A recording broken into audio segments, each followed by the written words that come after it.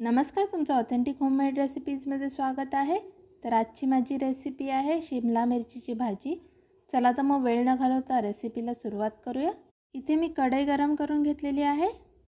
आता यात मी अर्धी पळी इतकं तेल घालून घेतलेलं आहे। तेल तापल्यानंतर आपल्याला यात कांदा घालून घ्यायचा आहे। इथे मी एक मध्यम आकाराचा कांदा बारीक चिरून घेतलेला आहे, तो घालून घेते। हा आपल्याला 1 ते 2 मिनिटं मध्यम आचेवर परतवून घ्यायचा आहे। इथे आपला कांदा व्यवस्थित असा परतवून झालेला आहे। आता यात मी एक मध्यम आकाराचा टोमॅटो बारीक चिरून घेतलेला आहे, तो घालून घेते। हा टोमॅटो सुद्धा आपल्याला 1 ते 2 मिनिटं मध्यम आचेवर परतवून घ्यायचा आहे। इथे आपला कांदा टोमॅटो व्यवस्थित असा परतवून झालाय। आता यात मी 1.5 चमचा घरगुती मसाला घालून घेते। पाव चमचा हळद पावडर।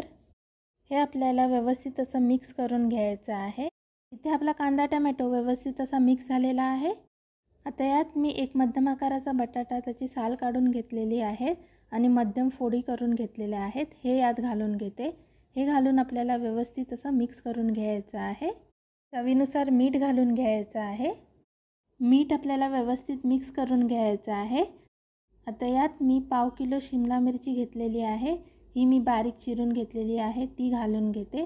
हे घातल्यानंतर आपल्याला हे व्यवस्थित असं मिक्स करून घ्यायचं आहे। इथे आपली भाजी व्यवस्थित अशी मिक्स झालेली आहे। आता ही भाजी आपल्याला पाणी न घालता वाफेवर शिजवून घ्यायची आहे। यासाठी मी यावर झाकण ठेवून दिलं आहे। आता यावर मी पाणी घालून घेते। आपल्याला पाणी घालून 5 ते 10 मिनिटं ही भाजी मध्यम आचेवर शिजवून घ्यायची आहे। 10 मिनिटांनंतर आपली भाजी व्यवस्थित अशी शिजून झालेली आहे। तर तुम्हाला माझी आजची शिमला मिरचीची रेसिपी कशी वाटली नक्की कमेंट करून सांगा। जर तुम्हाला माझी आजची रेसिपी आवडली असेल तर नक्की माझ्या चॅनलला लाईक करा, शेअर करा आणि सबस्क्राईब करा।